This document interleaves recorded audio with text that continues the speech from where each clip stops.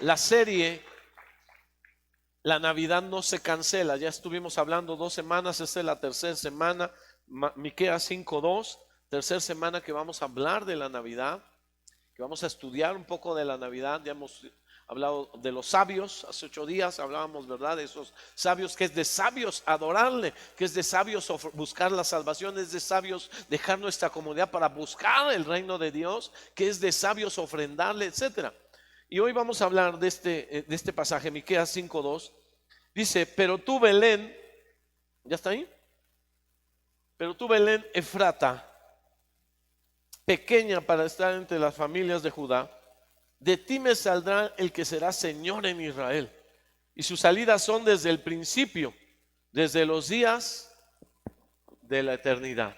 Desde los días de la eternidad. Tú, Belén Efrata, pequeña, esa ciudad, esa aldea, hoy esta es una ciudad, pero es pequeña. Si ha visto las fotos, si ha visto videos, y si no, pues puede buscar. Es pequeña todavía. Imagínense, hace 2000 años era unas cuantas casas, quizás. Era un pueblito, era una aldeíta, y por eso algunos cantan, aldehuela de Belén, aldeíta de Belén. Pequeña, era la más pequeña. Belén era una ciudad muy pequeña, ¿verdad? Y ahí el Rey de Reyes, el Señor del universo, el Dios de todo, escogió nacer. Y dentro de ese pueblo tan pequeño, ni siquiera encontró un lugar, le tocó un lugar, como ya lo vimos también, donde nació, en un pesebre. Dentro de las ciudades más pequeñas, de las aldeas más pequeñas, la población más pequeña, ahí en el lugar más pequeño, ahí nació Jesús. En Belén. Digan, ¿por qué en Belén? Dígame, ¿por qué en Belén? Ahorita vamos a ver algunas razones. ¿Por qué en Belén? ¿Por qué escogió? Bueno, porque a Dios primero le gusta escoger las cosas pequeñas para hacerlas grandes. Amén.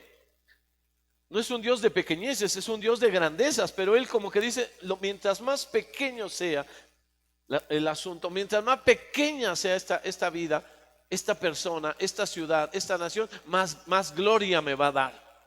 Así es que si usted en algún momento dado se ha sentido pequeño, se ha sentido pequeña, se ha sentido incapaz, al contrario, está calificado para que Dios haga cosas grandes, gloriosas y poderosas en su vida, para gloria de Dios. Amén. Den un aplauso fuerte al Rey de Reyes en esta mañana.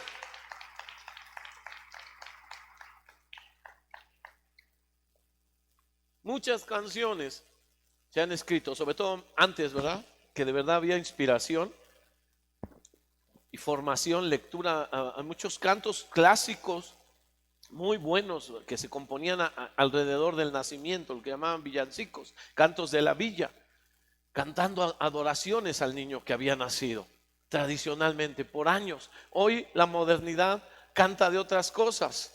Los renos, el burrito sabanero, voy camino de Belén. Este mensaje no tiene que ver con el burrito sabanero, pero se llama Camino de Belén. Si vamos a anotar, el mensaje se llama Por el camino de Belén. ¿Por qué por el camino? ¿Por qué Belén? Porque vamos a ver, por la historia. ¿Por qué Dios escogió eso? Por la historia. Génesis 35:16 dice la historia, Génesis. Fíjese hasta dónde me remonto, de Miqueas hasta el Génesis.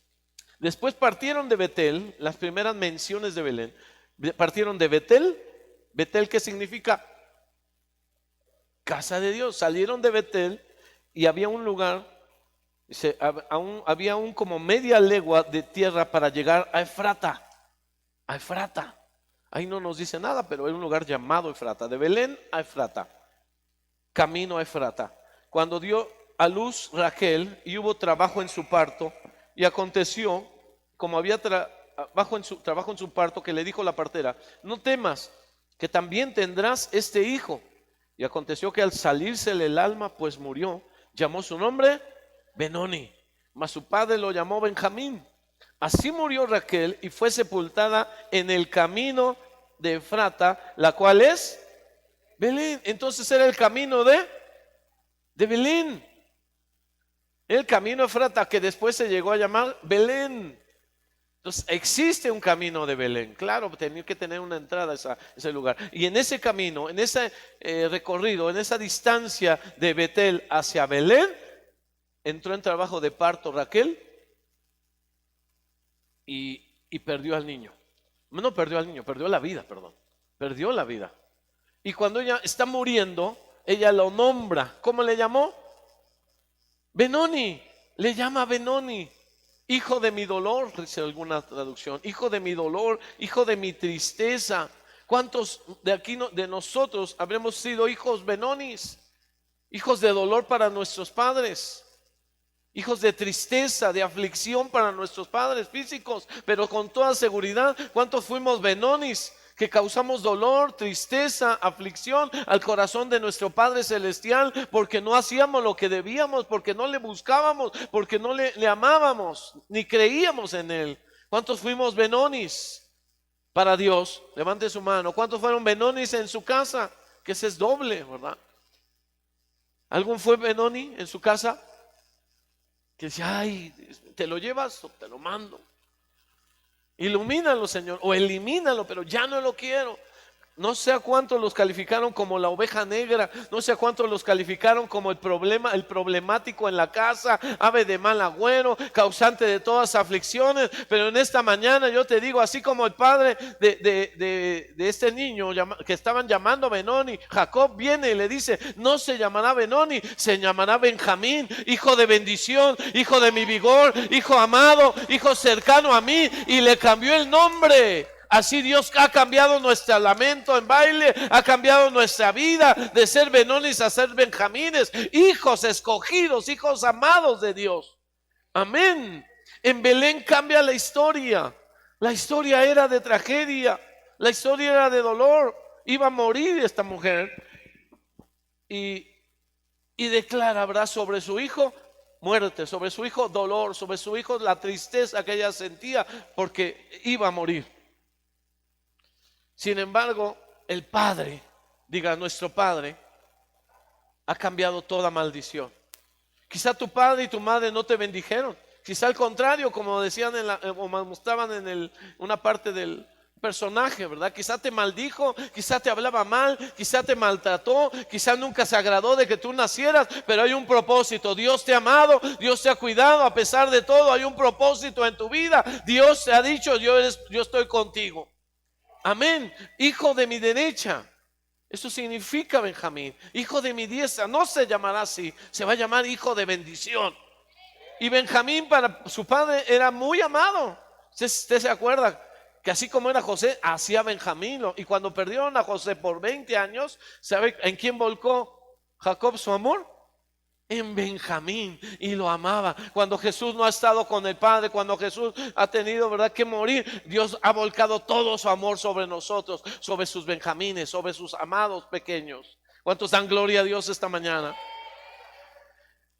Lo que importa no son las circunstancias de la vida, son difíciles, pero tenemos que afrontarlas y tenemos que saber tomar decisiones, tenemos que saber qué vamos a hacer. Amén. No es tanto lo que nos pasa, sino cómo reaccionamos, cómo actuamos con lo que nos pasa. Dile a otro hermano, ¿qué nos pasa? Pregúntale a otro hermano, ¿qué nos pasa? Pueden estar pasando muchas cosas, buenas, malas, regulares, difíciles, pésimas, terribles. Era una situación mala, ¿verdad? Terrible que se muriera. Imagínense. ¿No es malo que alguien se muera? Claro, es terrible una situación. Aunque sea cristiana, también causa una tristeza. Para el padre no era tristeza quedarse viudo.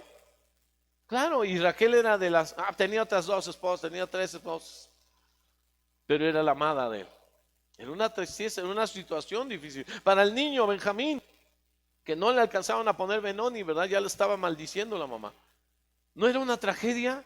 ¿No era una situación crecer sin mamá? Que después le dije, por tu culpa, el día que naciste, si no lo querían los mayores, tú mataste a tu mamá, el día que naciste se murió, por tu culpa se murió. Entonces era una situación difícil, pero no es las dificultades lo importante es cómo reaccionamos ante las dificultades. Amén. ¿Cómo estás reaccionando ante las dificultades? Cosas van a pasar en nuestra vida, pero ¿cómo reaccionas? Tú has dicho que crees en Dios. Has dicho que la vida, que crees que hay una vida eterna, una vida futura con el Señor para siempre. ¿Amén o no amén? Entonces, como dijo Pablo, y ese sí, de verdad, lo que él decía, lo que él lo creía. Él creía lo que él vivía, lo que él creía. Para mí el vivir es Cristo y el morir. Para mí el vivir es Cristo y el morir es ganancia. Él lo dijo también. Y si vivimos, para Él vivimos. Y si morimos, para Él morimos. Sea que vivamos o que moramos, somos del Señor. Hasta lo hicimos un canto, para nosotros lo cantábamos antes, ¿verdad? ¿Te acuerdas, Carlos? Pero cuánta gente hoy le pasan cosas y inmediatamente actúa mal. Ay, ay, ay, creo que me va a dar. Ay, COVID, creo que tengo COVID, me voy a morir, ¿cuándo voy a dejar de respirar? Ay, calma. Hay gente que actúa estoicamente, que esos no se mueven con nada. Los estoicos eran un grupo, ¿verdad?, de la antigüedad griega. Ellos eran fuertes, ellos no manifestaban sus emociones y de hecho valoraban un hombre mientras más estoico pasaba. Oye, ¿cómo aguanta? Esto es ser hombre, decían. El que aguanta. ¿Se acuerda que a nosotros se nos enseñó, los hombres no lloran? Y se nos enseñó a suprimir y a demostrar todas nuestras emociones, lo cual también fue una exageración. ¿Sí me explico? Pero ellos eran estoicos, aguantaban toda adversidad estoicamente. De eso hoy se usa ese nombre de ese pueblo, los estoicos. Hoy se dice, aguanta estoicamente. Tal persona se defendió, actuó, permaneció estoicamente, refiriéndose a ese pueblo de la antigüedad. Diga conmigo, algunos actúan estoicamente y otros actúan histéricamente. Pregúntate, tú, ¿de cuáles soy? Pregúntale a la que está ahí, ¿de cuáles eres? Contéstenos ahí. ¿Usted es estoico cuando vienen cosas? Ahí se aguanta como las mujeres valientes, se aguanta como los hombres. Sí, dobla rodilla, clama, llora en la presencia de Dios, pero sigue adelante. O es de los que actúan histéricamente. Pandemia, foco rojo. ¡Ah! No, hermano, también tenemos que saber que estamos ahí. Imagínense los médicos que dijeran, no, si es foco rojo yo ya no voy. A ver quién va. ¿Tienen que trabajar o no? ¿Tienen que salir? ¿Tienen que atenderlos? Imagínense un doctor, una enfermera que diga, no, cuando sea pandemia no cuenten conmigo. Cuando sea nada más una gripita, un catarro, dolor de cabeza, ahí sí voy. Y con amabilidad, como el seguro antisocial, seguro social, los atiende. Un bombero que diga, cuando sean fuegos chiquitos, llámenme. Pero si es un incendio así de esos peligrosos, no voy. No. ¿Me estoy explicando? No podemos actuar así histéricamente. Así estaba actuando Raquel. Me voy a morir y tú la culpa la tienes tú, hijo de mi dolor, hijo de mi muerte, hijo de mi tristeza. Lo estaba maldiciendo para toda su vida. ¿Quién quiere llamarse así? Hijo de dolor, hijo causante de mi desgracia.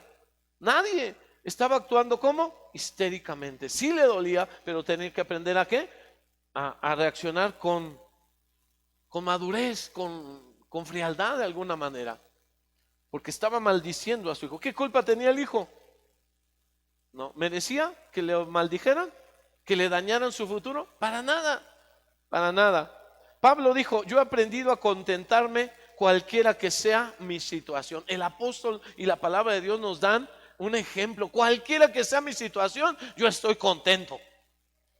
Cualquiera que sea la situación, yo estoy contento. He aprendido. Y la iglesia verdadera, la iglesia de Dios, ciudad de Dios, ha aprendido a estar contento, a alabar a Dios, cualquiera que sea la circunstancia. Estemos 100, 200, 300, estemos solo aquí en la pura transmisión, tenemos que alabar al Señor. Coma un gran banquete, un gran festín, o comas algo sencillo, agradécele al Señor que tienes vida, que Dios tienes vida eterna. Un nombre está escrito en el libro de los cielos, el libro de Dios. Amén. He aprendido a contentarme. Esa es una persona que vale la pena. La mayoría primeramente actúa histéricamente. Unos disque cristianos ahí ya como que de repente actúan como ¿cómo le llamaríamos? Sumisamente. Bueno, pues que sea lo que Dios quiera. Amén. Bueno, pues ya sí tenemos que pasar, pues ni modo, al mal tiempo, buena cara. Y ahí están ahí. Pero los cristianos maduros, ¿qué es lo que hacen, pastor? ¿Quiere la palabra? ¿Qué es lo que debe hacer un cristiano verdadero, un cristiano maduro cuando pasan situaciones difíciles, cuando pasan luchas, cuando pasan aflicciones, cuando pasan adversidades, cuando pasan tragedias? La mayoría siempre, los que no son cristianos, preguntan ¿por qué? Señor, ¿por qué a mí si soy tu escogido, si soy tu favorito? ¿Dónde estás tú? ¿Dónde está el ángel? ¿Por qué no me cuidó? Pero los cristianos maduros, diga, de eso soy yo, o por lo menos declárelo por fe. Un cristiano maduro dice, esto no sucede por accidente. Esto que estoy pasando no es casualidad. Dios es el que controla lo que llega a mi vida. Y si Dios lo permitió es porque Él tiene un propósito. Dios nunca se ha equivocado. Dios no comete errores. Si estoy pasando por esto, si Dios ha permitido esto, es porque Él tiene un propósito. Es porque Él se va a glorificar. Con lo que yo pase va a glorificarse el Señor y va a alcanzar a bendecir a muchas vidas. Por tanto voy a seguir confiando en Él. Por tanto no voy a declinar mi fe en Él. Al contrario, yo confío que Él va a hacer cosas grandes. Eso es lo que hace un cristiano maduro. ¿Ya se fijó cuánto nos falta? Como jactamos, como la histérica, ¿verdad? Me les voy, yo siento que me les voy, ahora sí, de verdad. No. Tranquila. Estoicamente, pues nadie se aguanta así, no dice nada. Muerde una bala cuando lo operan. No. La mayoría actuamos como Raquel. Otros actúan así como que, bueno, pues ya ni modo, vamos a salir adelante, a ver qué. Pero muy pocos actúan con madurez. Muy pocos le dicen, Señor, me inclino a creer que esta es tu voluntad. Y yo confío en que tú tienes un propósito, que todo lo que estemos pasando sea para gloria de Dios, sea para tu gloria, para que muchos crean y para que tu nombre sea enaltecido. Amén. Dios tenía un propósito. Cuando empezamos a leer ahí, pequeña, para estar entre las familias de Judá. Era una ciudad pequeña, pero Dios tenía un propósito cuando llegó José y María en ese lugar. Y Dios tiene un propósito cuando llega a cada una de nuestras vidas. Y Dios tiene un propósito aun cuando llegan cosas difíciles, feas a nuestra vida. Dios nunca dijo que íbamos a tener felicidad, que nunca nos iba a pasar nada. El evangelio rosa de la pantera rosa es fantasía, no es verdad. Jesús dijo, en el mundo tendréis aflicción, pero confiad, yo he vencido al mundo y yo estoy con ustedes todos los días hasta el fin del mundo. Entonces dijo, abusados, el mundo los va a aborrecer y los van a perseguir y va a haber esto y esto y esto, pero yo estoy con ustedes. Nunca dijo, no te va a pasar nada. Entonces cuidado cuando nosotros predicamos o evangelizamos así. Ay, ven y ya, y Dios, tienes un seguro de vida y un seguro de provisión y todo va a estar bien y tus arcas y todo. No. Y tu despensa va a estar llena. Puede ser que a veces Dios permita cosas para su gloria. Diga, para su gloria. ¿Cuál es el propósito? De ti me saldrá. Eres pequeña, pero de ti me saldrá un guiador. De ti me saldrá el que será Señor en Israel. Dígame si no es un gran propósito. Esa ciudad es pequeña, ese pueblo es pequeño, vas a nacer en el lugar menos adecuado para que naciera el Rey de Reyes, el Salvador. Pero Dios tenía un plan. De ahí, de eso pequeño, de lo muy pequeño, de lo bajo, levantaré al que será Dios, al que será príncipe, al que será gobernante de Israel.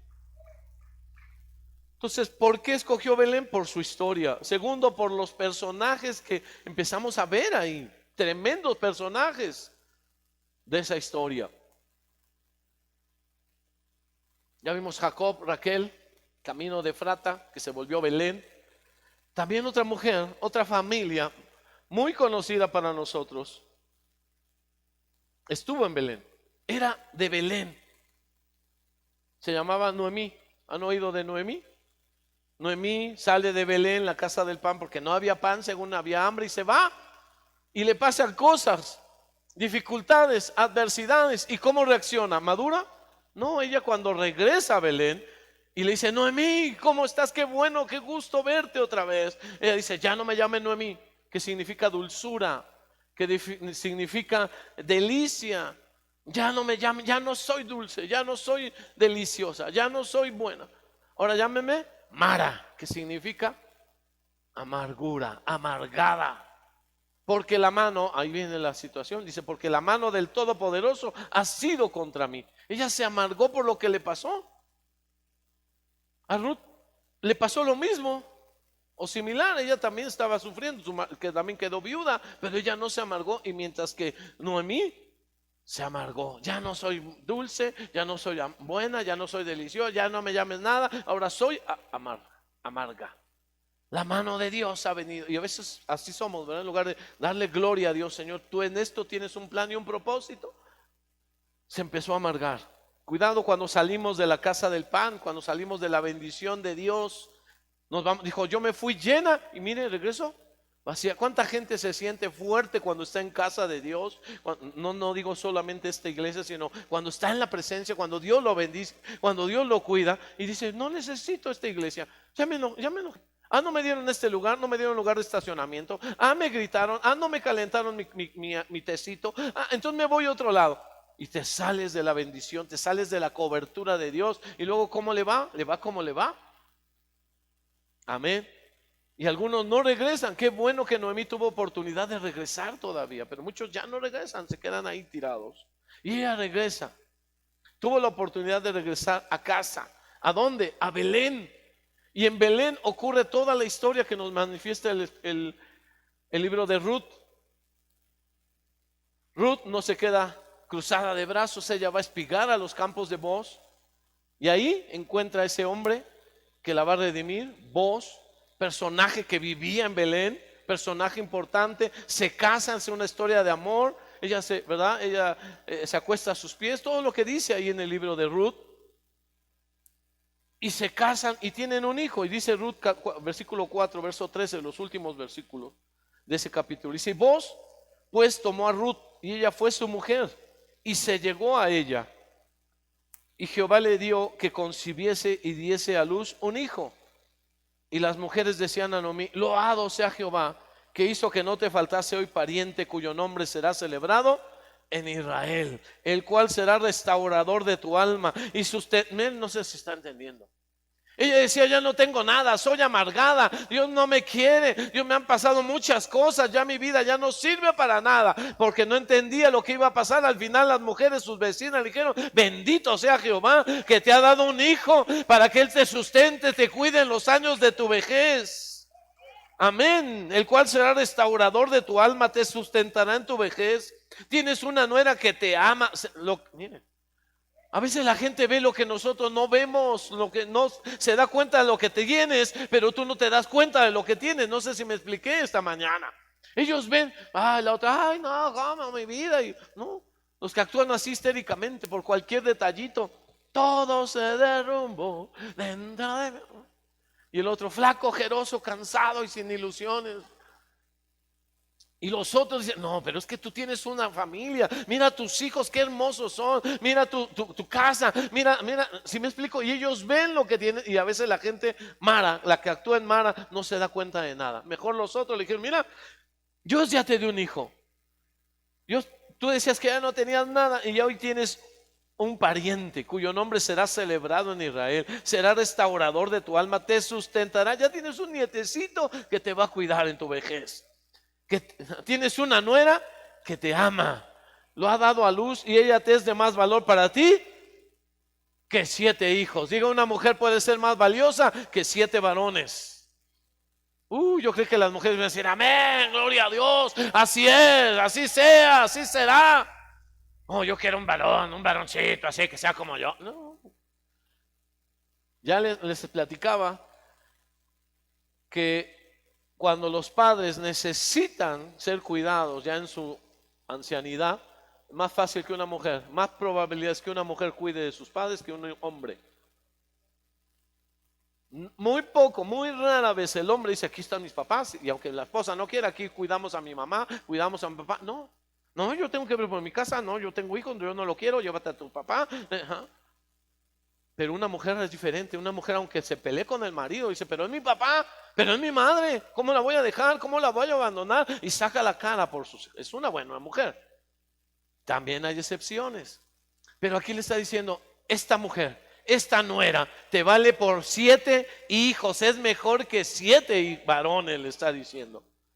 Dice el versículo 16, tomando Noemí el hijo, lo puso en su regazo. Ya hablábamos hace 8 días. Tú vas a cargar la promesa de Dios. Tú vas a verla, abrazarla, cargarla y bendecirás el nombre de Dios. Lo que Dios habló, Dios lo cumplirá. Aunque todo parece oscuro, aunque todo parece negro, a veces nos apaga la luz.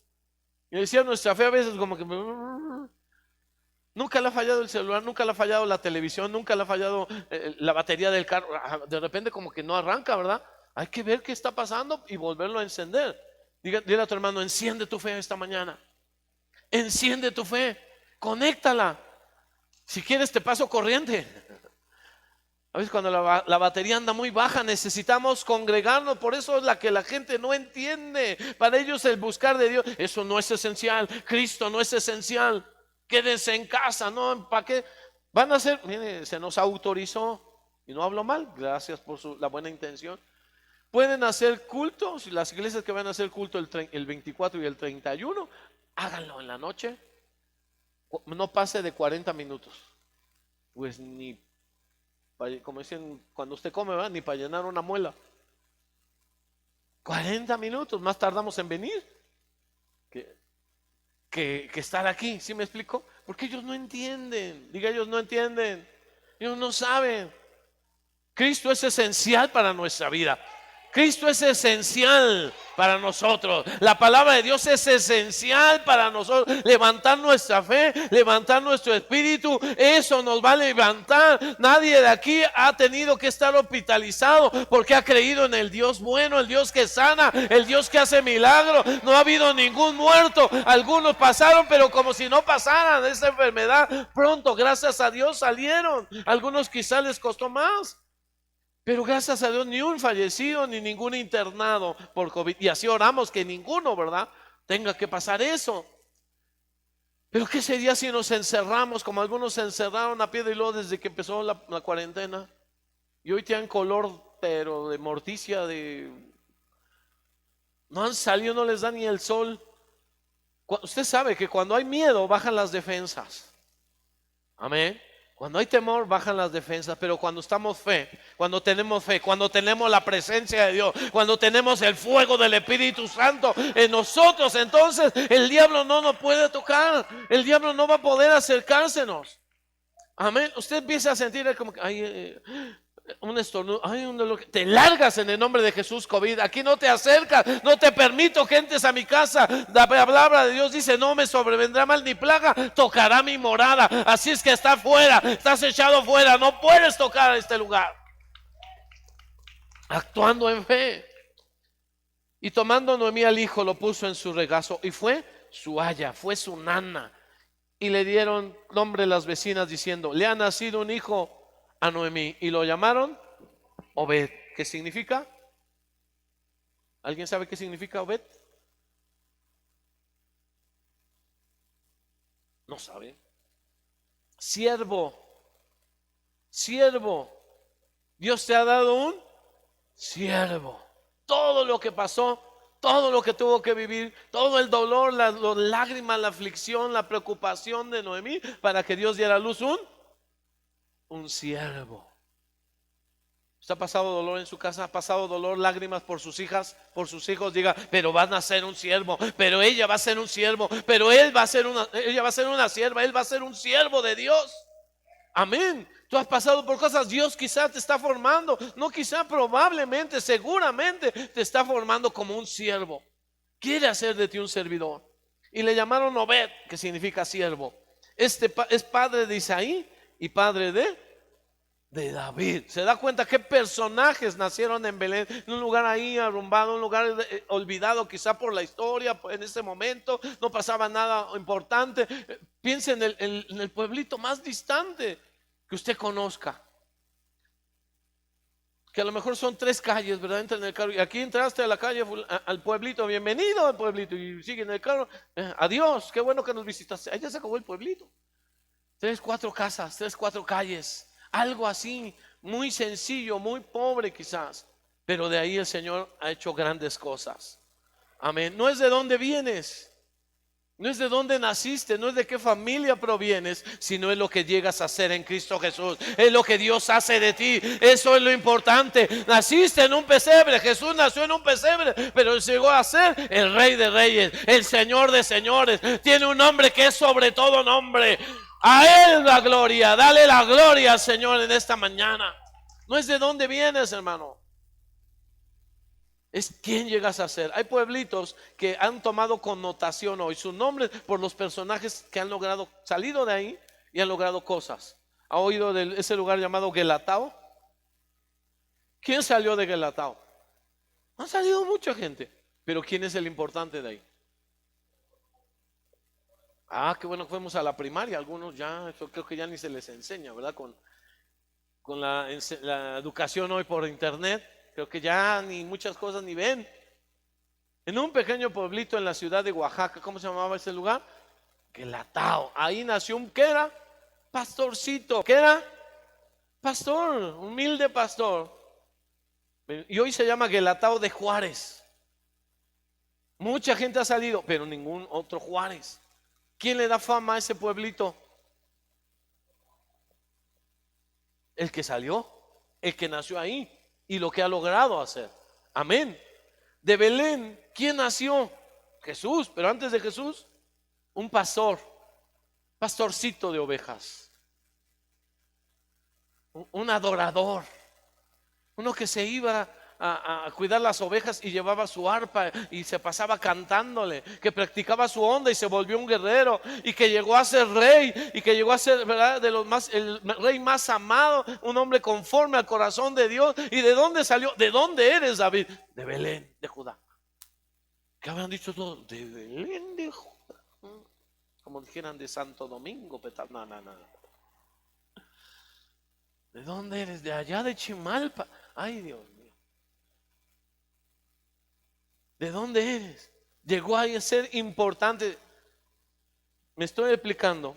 De ahí salió David, el dulce cantor, el mejor rey de Israel, el campeón, el guerrero, el adorador, el salmista. Belén. Entonces, ¿qué pensarían los habitantes de Belén cuando oyeron de David? Dicen que había un gigante. Y dicen que eran, ¿verdad? Que había que 3, 4 metros. Le exageran siempre en las historias. Pero que llegó un habitante, uno de nosotros, mi amigo David. Ahí sí todos, mi amigo David.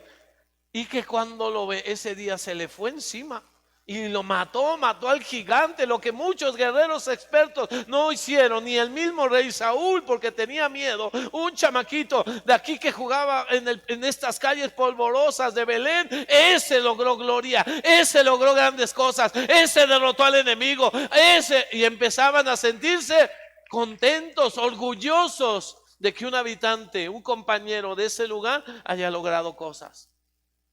Amén. Yo creo que así también nosotros debemos de enorgullecernos cuando empecemos a hacer cosas, cuando alguien de nuestros compañeros logra cosas. Jesús, ¿dónde nació? En Belén. ¿Dónde se crió? En Nazaret. Si Belén era discutido, Nazaret era peor, era menospreciado. ¿Se acuerda cuando dijeron? ¿De dónde es? Encontramos al Mesías, dijo. ¿De dónde es? De Nazaret. De Nazaret saldrá algo bueno, decía. Salió algo bueno y muy bueno. Salió algo que ha bendecido miles y millones de personas por siglo y tras siglo. A su nombre toda la gloria. De Nazaret, de Belén, de lo más del pesebre, salió el amado en nuestra alma. Entonces no hay límites, no hay pequeñez que Dios no pueda hacer grande y gloriosa. De Nazaret saldrá algo bueno. De Naucalpan saldrá algo bueno. De Ciudad de Dios saldrá algo bueno.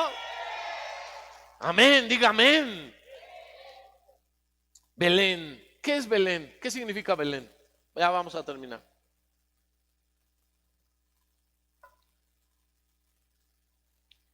Casa de pan. Pero realmente no se llama Belén. O sea, en hebreo no, Belén no tiene que ver. Bet-el, casa de Dios, Bet-el. Entonces, para decir casa de pan no es Belén, es Bet-lehem. Bet-lehem. Le hemos llamado Belén equivocadamente por siglos y Belén no se ha quejado. Bet-lehem. ¿Cómo se llama? ¿Dónde nació Jesús? Si usted un día quiere pantalla, Jesús no nació en Belén, nació en Betlehem. ¿En dónde? Betlehem. Le empezaron a cortar, ya ve que siempre, para no decir tanto, le empiezan a cortar.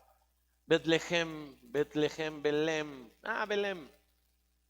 Pero significa casa de pan. Betlehem, casa de pan. ¿Qué mejor lugar para que naciera Jesús? ¿Por qué nació Jesús? ¿Por qué Belén? Por la historia. ¿Por qué Belén? Por los personajes grandes que han salido de ahí. ¿Por qué Belén? Porque no había un mejor lugar para que el pan de vida naciera que en la casa del pan. Amén. Jesús dijo: yo soy el pan de vida, yo soy el pan que descendió del cielo. Él se identificó como ese Betlehem.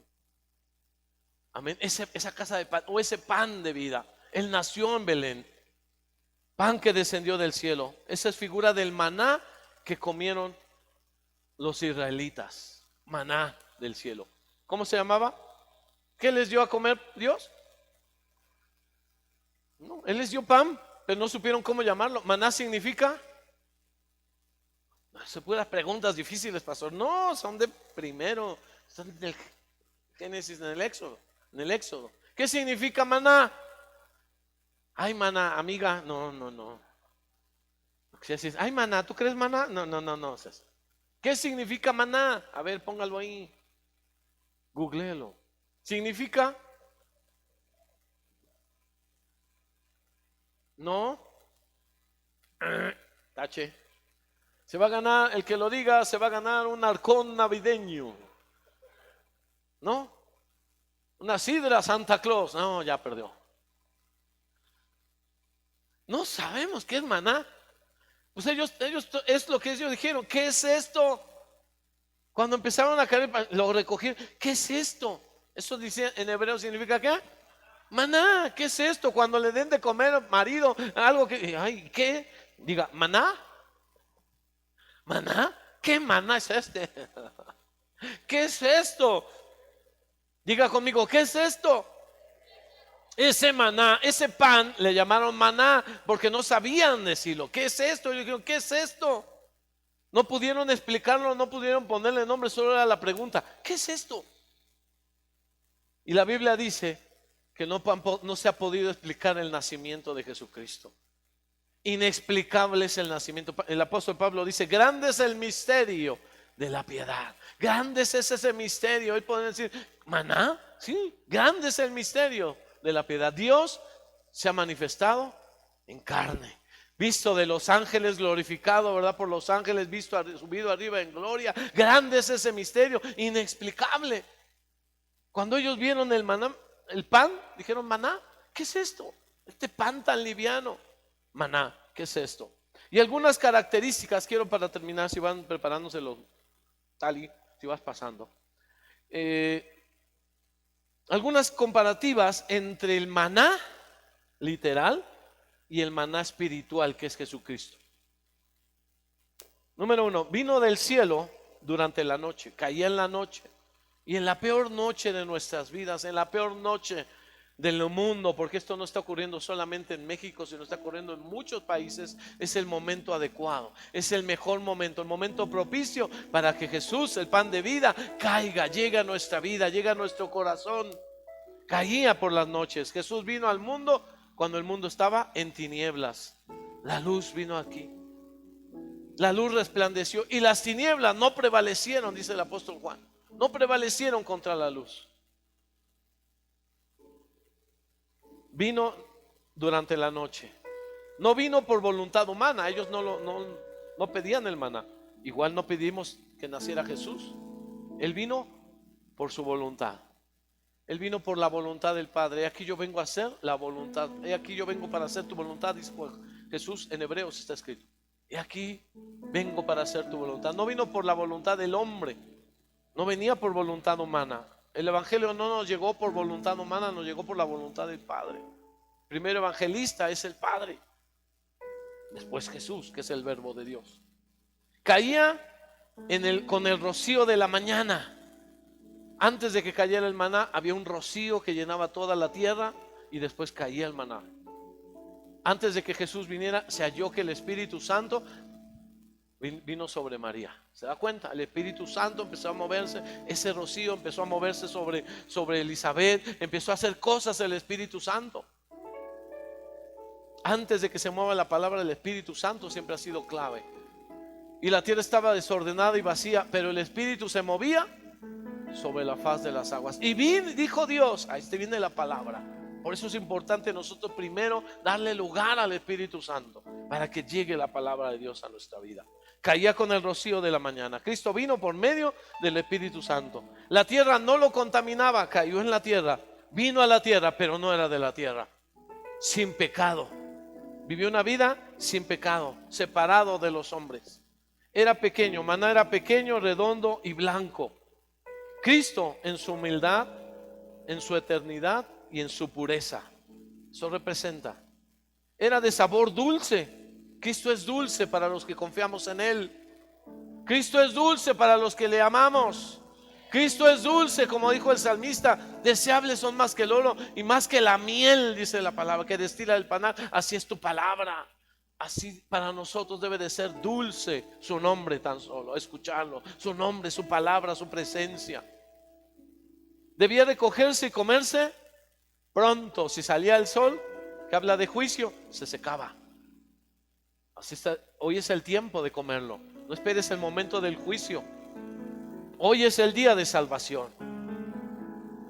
Había suficiente para todos. Todos podían salir y recoger cuanto quisieran. Jesús es más que suficiente. Es nuestro suficiente Salvador. No necesitamos a Jesús más los santos, a Jesús más María, a Jesús más las obras. No, Jesús es suficiente para darnos eterna salvación. Amén. Hay suficiente para ti y para mí. Hay suficiente para salvar a todo el mundo. Si no lo recogían, lo pisaban. Si no recibes a Cristo, está pisoteando su sangre, su muerte, su sacrificio, su amor. No puedes quedar, pues yo no lo quiero, yo no lo recibo, yo hago mi vida. No puede ser imparcial. El que no es conmigo, contra mí es, dijo Jesús. Entonces el que dice ahorita no, joven, vuelva el sábado, realmente lo que está haciendo, está pisoteando a Cristo Jesús. Aunque así el diablo no los deja ver eso, pero es lo que hace. Cuando una persona renunciaba a Jesús, lo hacían renunciar los sacerdotes, los césares, los romanos. Decían, vas a renunciar a tu Dios. Porque ellos decían nada más, los romanos decían, César es Señor. Y un cristiano no podía decir eso, decía Jesús es Señor. Y eso les molestaba y los perseguían. Y cuando los hacían blasfemar el nombre de Jesús, les decían, reconoce que César es Señor, no Jesús. Y tenían que hacerlo, decir que Jesús es Señor. Perdón, que César es Señor. Sí, César es Señor. Y ahora pisa esa sangre, pisa la sangre de Jesús. Y le echaban sangre de cerdo en el piso. Y él si quería vivir, tenía que decir que Jesús es Señor y pisotear la sangre de un cerdo, que así se la tiraban. Písala. Estás renunciando a ese Señor. Wow. Pisotear la sangre de un cerdo. Así estás renunciando a la sangre de tu cerdo. Literal. Hoy quizá no lo hace literal, pero es el mismo simbolismo y significado. Cuando la gente no quiere recibir a Jesús, está pisoteando la sangre del cordero. ¿Se da cuenta? Era el alimento para el desierto. Mientras estaban en el desierto tenían que comer maná todos los días. Era esencial. Amén. Era esencial. Diariamente tenían que ir a buscar el maná. Diariamente tenían que agacharse a recogerlo. Te agachaste en la mañana, te agachas diariamente, te agachas continuamente, doblas tu rodilla a recoger el maná de la presencia de Dios, el maná para tu diario vivir. No solo de pan vivirá el hombre, sino de toda palabra que sale de la boca de Dios. Te tenían que agachar. Era el alimento para el desierto. Jesucristo, este maná del cielo es para comerlo ahora que estamos aquí en la tierra. Mientras estamos así pasando, nos desnutrimos, vemos las noticias, peor temblamos. Vemos la crisis y nos debilitamos. Pero si comemos maná vamos a estar fuertes. Si comemos Jesucristo vamos a estar fuertes. Cesó cuando comieron del fruto de la tierra. Cuando entraron a Canaán y empezaron a comer otras cosas, ya no nada más depender del maná, se acabó. No podemos alimentarnos de otras cosas, no podemos alimentarnos de las cosas del mundo, debemos de alimentarnos de Cristo, solo de Él. Vino como regalo, vino como un regalo. Ellos no lo pidieron, no lo buscaron, ni siquiera el nombre le pudieron poner, no sabían cómo nombrarlo, pero vino como un regalo. Jesucristo, el pan de vida, es el regalo de Dios para el mundo. Es el regalo de Dios para ti y para mí, para todo el mundo. Dice Deuteronomio: y te dio a comer comida que no conocías, ni tus padres habían conocido. ¿Para cuántos han comido maná? ¿Cuántos han comido a Jesucristo, que es el verdadero maná del cielo, el verdadero pan de vida? Levante su mano si usted lo ha comido. ¿Y cuántos podríamos decir, como dice Deuteronomio 8:3? Dios te pasó por el desierto, te hizo tener hambre, te probó, pero también te sustentó con maná, con comida que ni tus padres ni tú habían conocido. Quizá tus padres no han conocido en ese maná. Quizá tus padres no viven todavía y no lo han comido, pero nosotros ya hemos comido. ¿Cuántos han comido ese maná? Póngase de pie. ¿Cuántos hemos comido de Jesús? Grande es el misterio, es muy difícil de explicarlo, pero tratamos de irlo poniendo, descifrando pieza por pieza. Belén, mejor llamada ¿qué? Betlehem. Y podríamos hablar otra situación, pero esa se la vamos a dar más al ratito. Betlehem, no se le olvide, guárdamelo. Belén, incluso mencionan Belén Efrata. Efrata, ¿se acuerda que sí decía camino a Efrata, que después es Belén? Efrata, ¿qué significa? Efrata significa fructífero, fertilidad. Efrata, de ahí viene Efraín, ¿verdad? Fructífero. Dios me ha hecho prosperar, fructificar en la tierra de Egipto, dijo José. A uno llamó Manasés y otro llamó Efraín. Manasés, perdón, olvido. Y Efraín, fructífero. No fructificas si no perdonas. No tienes una vida fructífera y abundante si no recibes el perdón primero, el perdón de Cristo, el perdón de tus pecados. ¿Qué mejor lugar para nacer Jesús que en Belén o en Betlehem, el pan de vida? ¿Qué mejor lugar para nacer la vid verdadera que en un lugar fructífero y fecundo, Efrata? Hermano, reconozcamos que nuestra vida no es fecunda sino hasta que llegamos a Cristo. Que no es fértil nuestra vida sino hasta que tenemos el fruto del Espíritu Santo en nosotros, que es el que nos cambia, nos transforma. Nuestra vida era seca, estéril, pero cuando viene Cristo, cuando viene el Espíritu Santo y hace morada, podemos empezar a dar frutos agradables. Nuestra vida no tiene abundancia, no conoce una vida abundante, feliz. Quizás las navidades de muchos antes de Cristo son para el olvido o para el llanto. Pero cuando Jesús vino, recibimos la vida eterna, una vida abundante por medio de Él. Eso significa Efrata, una vida de abundancia, una vida de multiplicación, una vida fértil, una vida que vale la pena, no esterilidad, no sequedad. Jesús dijo: el que permanece en mí y yo en él, este lleva mucho fruto. Jesús nació en Belén, una ciudad pequeña, en una aldea pequeña, ni siquiera ciudad llega. Si hoy todavía no la podemos ver muy amplia, unos cuantos habitantes, y Él entró ahí, así como quiere entrar hoy a tu vida y a tu corazón. Cierra tus ojos, ponte de pie, ahí donde estás. Vamos a orar, dándole gracias a ese Rey que dejó su trono de gloria. Creo que podemos entenderlo un poquito más, dimensionar lo que Él dejó, cómo se hizo hombre,